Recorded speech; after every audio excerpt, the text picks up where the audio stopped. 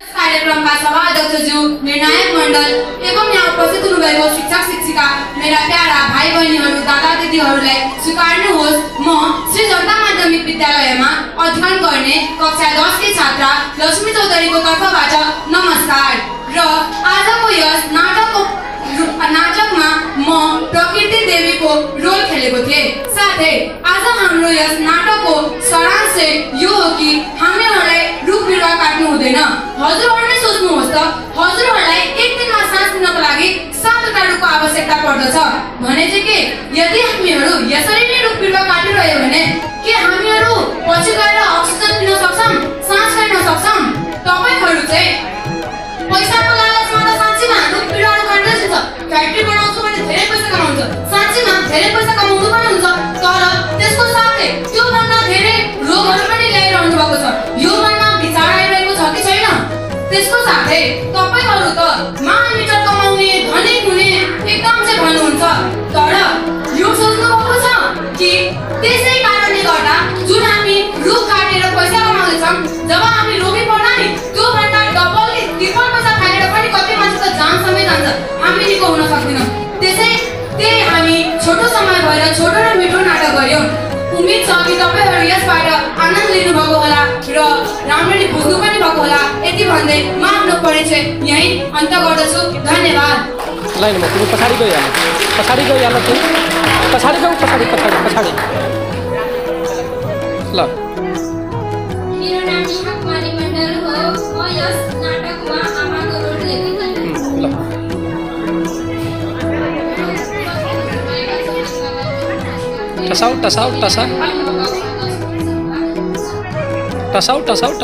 टसाएर बोल न।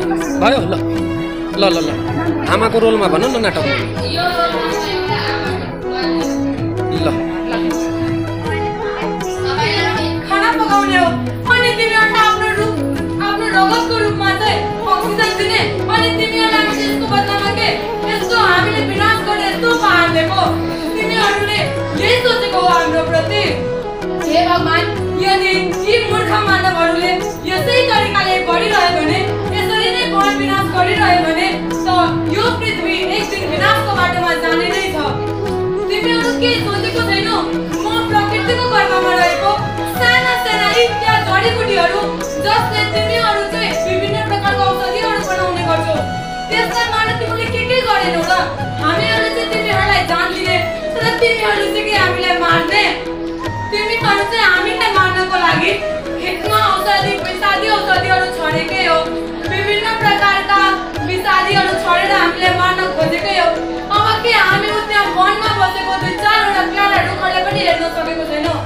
एकजनालाई एक दिनमा अक्सिजन लिनको लागि 7वटा रुखको आवश्यकता पर्दछ। तिमीहरू हल्का पनि सोच्दैनौ? यदि तिमीहरूले यसै तरिकाले वन विनाश गरिरह्यो भने ती अक्सिजन कहाँबाट आउँछ? तिमीहरू कसरी बाँच्छौ?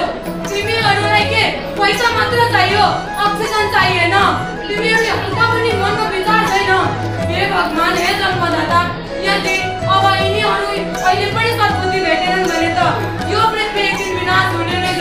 हे जन्मदाता, अहिले पनि सद्बुद्धि दिनुहोस् जन्मदाता।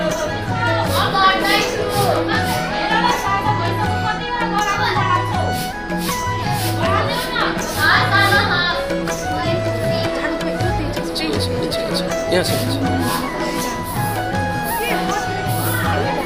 भारी फाल्दै ल, भारी फाल्दै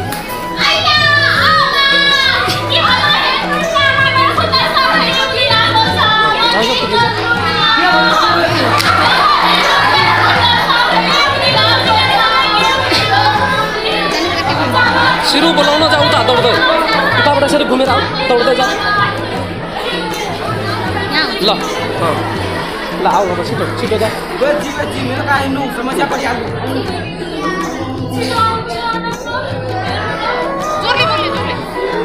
जोरले बोल।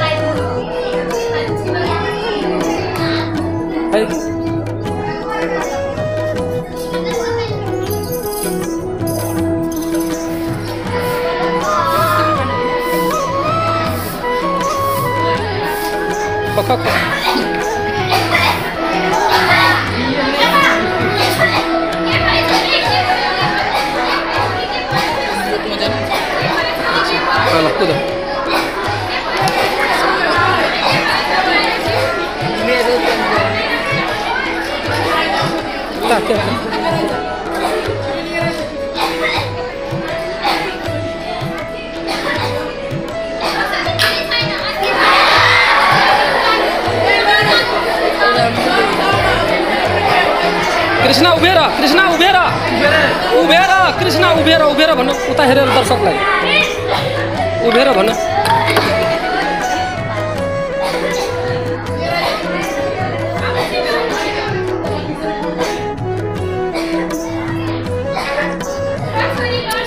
माइकै पुगेन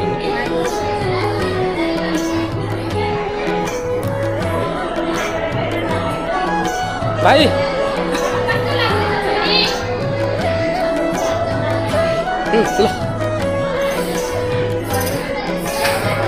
ल अर्को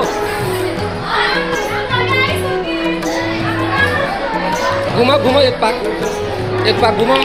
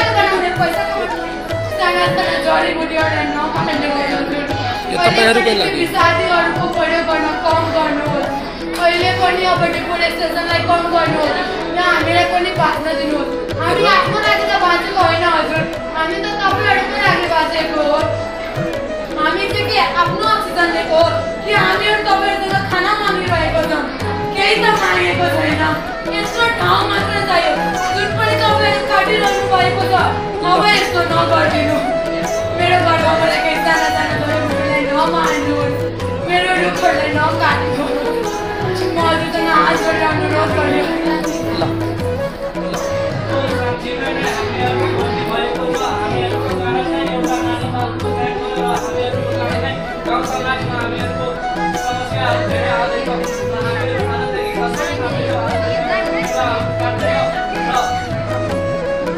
रुख बिरुवा रोप्छ